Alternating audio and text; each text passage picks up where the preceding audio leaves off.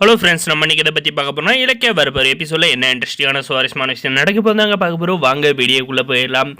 நம்முடைய கார்த்திகை வச்சு இந்த பைரவி ஆதாயம் தேடிக்க போகிறாங்க. அது எப்படின்னு பார்த்தீங்கன்னா, நம்முடைய கார்த்திகை பயங்கரமாக வீட்டிலே வாங்கி வச்சு குடிக்க ஆரம்பிச்சிட்டாங்க. இதை பார்த்த பைரவி நம்மளை ஆல்ரெடி அந்த இலக்கிய வீடியோ வச்சு மிரட்டிகிட்டு இருக்கா. இதுக்கு மேலே நம்ம கார்த்திகை கண்டிச்சோம்னா கண்டிப்பாக நம்மளை இந்த வீட்டை விட்டு துரத்திடுவாங்க. அதனால் கார்த்திகை வச்சு நம்ம ஏதோ ஒரு பிளான் பண்ணி அவனால் நம்ம ஆதாயம் தேடிக்கிட்டு இந்த வீட்டில் நல்ல பேர் எடுத்து இந்த இலக்கியாவை கெட்ட பேர் எடுக்க வைக்கணும் அப்படின்ற மாதிரி பிளான் பண்ணுறாங்க. அதுக்காக பார்த்தீங்கன்னா நம்மளுடைய கார்த்திக் என்ன பண்ணுறான் அப்படின்றதாலும் பார்த்துட்டு இருக்கிறேன். நம்ம கார்த்திக் பார்த்தீங்கன்னா புலம்புறாங்க. அடியே அஞ்சலி என்னை அப்பாக போகிறன்ற சந்தோஷத்தை கொடுத்து இப்படி என்னை நம்பிக்கை துரோகம் பண்ணி ஏமாற்றிட்டேன். இதுக்கு மேலே உன்னை சும்மா விட மாட்டேன். இதுக்கு மேலே என் குடும்பத்துக்கு நான் பாரமாக இருக்க மாட்டேன் அப்படின்ற மாதிரியெல்லாம் பார்த்தீங்கன்னா ரொம்பவுமே புலம்பிக்கிட்டே குடிச்சிட்டு இருக்காருங்க. இதெல்லாம் பார்த்தீங்கன்னா இந்த பைரவியை வாட்ச் பண்ணிட்டு இருக்காங்க. அப்போ தாங்க பார்த்தீங்கன்னா நம்மளுடைய கார்த்திக் கையில் விஷத்தை எடுத்து குடிக்கிறாங்க. அந்த நேரம் பார்த்திங்கன்னா நம்மளுடைய பைரவி பார்த்துட்டு நம்மளுடைய கார்த்திக் கரெக்டாக வாயில் ஊற்ற போகிற நேரத்தில் பைரவி தடுத்து நிறுத்துறேன். கார்த்திக் என்ன பண்ணுற அப்படின்ட்டு உடனே பார்த்தீங்கன்னா அண்ணி கௌதம் எங்கே இருக்கீங்க அப்படின்ற மாதிரி பார்த்தீங்கன்னா ரொம்பவுமே கத்தி கூச்சல் போடுறாங்க.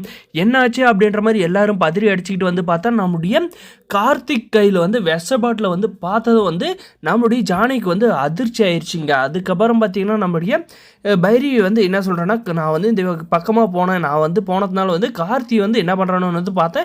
அவன் விஷத்தை எடுத்து பார்த்துட்டு நான் தடுத்து விட்டுட்டேன். இல்லைனா நம்ம யாரும் இல்லைனா கண்டிப்பாக அவன் குடிச்சிட்டு செத்துட்டு இருப்பான். இதுக்கெல்லாம் காரணமே இந்த இலக்கியா தான். இவ்வளோ சும்மாவே விடக்கூடாது. இவ இந்த வீட்டில் நல்ல பேர் எடுக்கணும் அப்படின்றதுக்காக இந்த அஞ்சலியை துரத்தி விட்டா.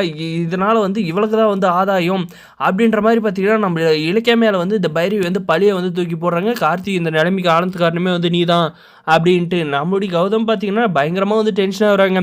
எப்போ பாரு இந்த இலக்கியாவை பற்றியே குறை சொல்கிறாங்களே அப்படின்ட்டு.